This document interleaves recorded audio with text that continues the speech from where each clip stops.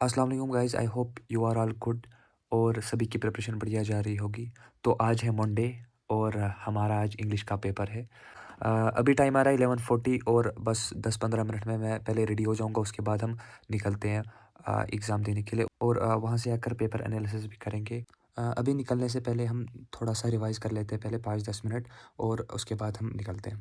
तो यहाँ पर मैं एग्ज़ाम सेंटर पे पहुँच चुका हूँ। यहाँ पर अभी 12th का एग्ज़ाम चल रहा है, इसीलिए हमें अलाउ नहीं अंदर कर रहे हैं। तो अभी हम वेट कर रहे हैं इधर, रिविजन चल रहा है अभी हमारा।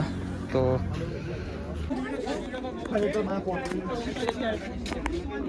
अल्हम्दुलिल्लाह पेपर इज़ डन और अभी हम निकल चुके हैं सेंटर से। तो ये जो है यहाँ पर हमारा सेंटर है, यहाँ पर था हमारा सेंटर और हाँ अब निकलते हैं। अभी अब सीधा चलते हैं घर, वहाँ पर हम घर में जाकर पेपर डिस्कशन करेंगे। तो हाँ, मैं पहुँच चुका हूँ घर अभी कुछ देर पहले। तो अभी बारी आती है पेपर की, जो था हमारा इंग्लिश का आज। और मेरे पास जो सीरीज़ थी वो थी वाई सीरीज़ आज। तो जितना मुझे लगा पेपर के बारे में, पेपर की लेवल क्या थी, तो पेपर मेरे हिसाब से मीडियम लेवल का था। लेंथी था लेकिन ठीक था पेपर, अच्छा पेपर था। तो जो हमारा सेक्शन ए यहाँ पर है, सेक्शन ए हमारा रीडिंग कंप्रेंशन था। पहला क्वेश्चन जो था वो था रीड द फॉलोइंग एक्सट्रैक्ट और आंसर द फॉलोइंग। मतलब पहले ये पढ़नी थी, पोइम दिए रखी थी पहले हमें और लास्ट में इसके क्वेश्चंस दे रखे थे जो इसके आंसर्स थे। पहला क्वेश्चन था ये, what is the speaker asking the eaters to do in the future, और what does the phrase pilgrim soul symbolise. और ये जो तीसरा क्वेश्चन है, what is the central theme of the poem. ऐसे क्वेश्चन ये भी थे, 4 और 5 ये करने थे। और आप कमेंट्स में बता दीजिए कि जो ये वाला क्वेश्चन था थर्ड, जिनके पास भी वाई सीरीज़ थी, तो ये third, what is the central theme of the poem. Central theme क्या थी इस पोइम का, please let me know in the comments. मैंने चौथा वाला लिखा लेकिन मुझे इस पर शक है थोड़ा सा कि मैंने सही किया या नहीं। तो please let me know in the comments कि इस पोइम का जो सेंट्रल थीम था वो क्या था। पहली पैसेज है ये, question number 1, question number 1 part number 3। और ऐसे ही क्वेश्चन नंबर दूसरा भी था, पैसेज के बारे में ही, पैसेज दी हुई थी और यहाँ पर लास्ट में आंसर निकालने थे। और क्वेश्चन नंबर 3 जो था वो था एडवर्टाइजमेंट दे रखा था और इसके यहाँ पर क्वेश्चंस दे रखे हुए थे, सॉल्व करने थे। तो सेक्शन बी में क्वेश्चन नंबर 4 जो था वो था fill in the blanks by using correct forms of verbs using given in the brackets. तो यहाँ पर ये दे रखे थे फिल इन द, मतलब फिल इन द ब्लैंक्स यहाँ पर साइड में ही दे रखे थे, इनके मतलब क्या आएगा इधर, क्या लिखना था इधर यहाँ पर प्ले, मतलब इनको करेक्ट फॉर्म ऑफ वर्ब्स यहाँ पर लिखने थे। तो हाँ, ये वाला भी क्वेश्चन भी ठीक हुआ मेरा।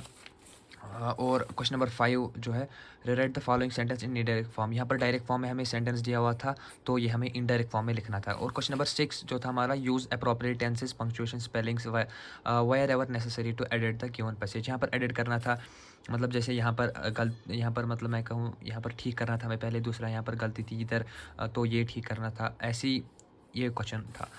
क्वेश्चन नंबर 7 जो है वो था मतलब डायलॉग के बारे में।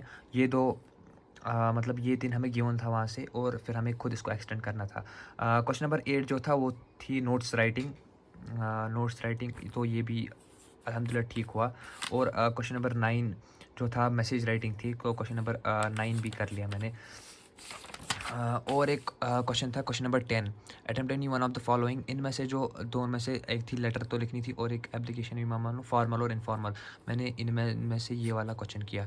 तो और एक क्वेश्चन नंबर 11 जो है, attempt any one of the following. इन दोनों में से एक तो हमें दी हुई थी वहाँ पर पैसेज राइटिंग और दी हुई थी यहाँ पर पैसेज राइटिंग और दी हुई थी यहाँ पर हमें आर्टिकल राइटिंग। तो मैंने इन दोनों में से आर्टिकल राइटिंग की। और क्वेश्चन नंबर 12 जो था, following are the hints of story complete in 200 to 250 words. मतलब यहाँ पर दे रखी थे, हमें हिंट्स दे रखे थे और उसके बाद हमें पूरी स्टोरी खुद बनानी थी। तो ये भी मैंने कर ली, 1-2 पेज पे मैंने ये भी लिख ली। और क्वेश्चन नंबर 13 जो था वो था लिटरेचर, मतलब सेक्शन डी था लिटरेचर, मतलब क्वेश्चंस थे वो करने थे। क्वेश्चन नंबर 13 था हमारा, मैंने इनमें से एक तो ग्रिफिन वाला किया क्वेश्चन, और why does the Mrs Bennett, ये वाला क्वेश्चन किया, और लास्ट वाला क्वेश्चन किया मैंने। 3 ही क्वेश्चन करने थे, ये 3 अटैम्प्ट कर लिए मैंने। और एक क्वेश्चन है हमारे पास, answer any 3 of the following questions. ये वाला क्वेश्चन है, ये प्रीवियस ईयर पेपर में भी था, ये तो सीधा कॉपी पेस्ट आया ये वाला क्वेश्चन। एक तो मैंने ये किया था, दूसरा ये वाला क्वेश्चन किया मैंने पार्ट सेकंड इसका, और क्वेश्चन नंबर और पार्ट थर्ड किया मैंने इसके अब 3 अटैम्प्ट करने थे, मैंने तीनों कर लिए। 5 दे रखे थे हमें। और क्वेश्चन नंबर 15 जो है, answer any one of the following, any one करना था। तो मैंने इसमें से क्वेश्चन नंबर पार्ट 2 किया, जो आसान लगा मुझे। ये वाला पार्ट मैंने कर लिया। और क्वेश्चन नंबर 16 जो है मेरे पास, एक तो इसमें से 2 पार्ट दिए हुए थे, प्रपोजल के ही थे दोनों। प्रपोजल मतलब प्ले से आए थे, तो इनमें से मैंने दूसरा पार्ट जो था वो किया। तो ये था आज का पेपर। जितना मुझे लगा कि आसानी पेपर था, ज़्यादा मीडियम भी मैं नहीं कहूँ, मतलब मीडियम ही रखते हैं, मीडियम, और लेंथी भी पेपर था, लिखना पड़ा इसमें ज़्यादा। और अब बात करते हैं अब सोशल साइंस पेपर के बारे में। सोशल साइंस पेपर के बारे में कमेंट्स में आया था कि जो ये वाला क्वेश्चन है, लेट मी शो यू कौन सा क्वेश्चन, ये वाला क्वेश्चन XIII। तो इनमें से ये बोल रहे थे कि मतलब जब आपने इसका आंसर कैसे लिखा, एग्रीकल्चर इसका आंसर आपने कैसे बोला। लेट मी क्लियर यू कि जो हमें क्वेश्चन पहले से ही बता रहा है कि the most employment generation sector of Jammu and Kashmir is, मतलब सबसे ज़्यादा मोस्ट एम्प्लॉयमेंट जनरेशन सेक्टर कौन है जम्मू कश्मीर में। तो इसका आंसर एग्रीकल्चर है, क्योंकि जम्मू कश्मीर एग्रेरियन रीजन है, जहाँ पर मतलब ज़्यादातर लोग इनडायरेक्टली या डायरेक्टली अटैच है एग्रीकल्चर के साथ। Let me show you from Google, उससे आपको थोड़ा सा और क्लियर होगा।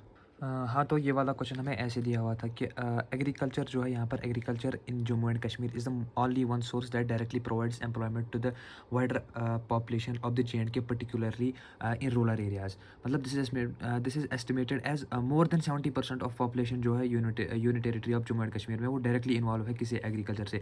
सो इससे साफ पता चलता है कि जो most employment generation sector of Jammu Kashmir है वो एग्रीकल्चर ही है। तो हाँ, ये इसका आंसर था। तो अगर आपको ऐसी कोई क्वेरी लगे तो let me know in the comments. और जो मैंने क्वेश्चन बोला है पिछले वाले का इसमें इंग्लिश में, तो please let me that no in the comments. Thank you for watching this vlog. आज के लिए बस इस व्लॉग में इतना ही। अगर आपको ये व्लॉग पसंद आया हो तो प्लीज़ लाइक, कमेंट, शेयर। और अगर आपको कुछ क्वेरी है please let me know in the comments. तब तक के लिए अल्लाह हाफ़िज़, बाय।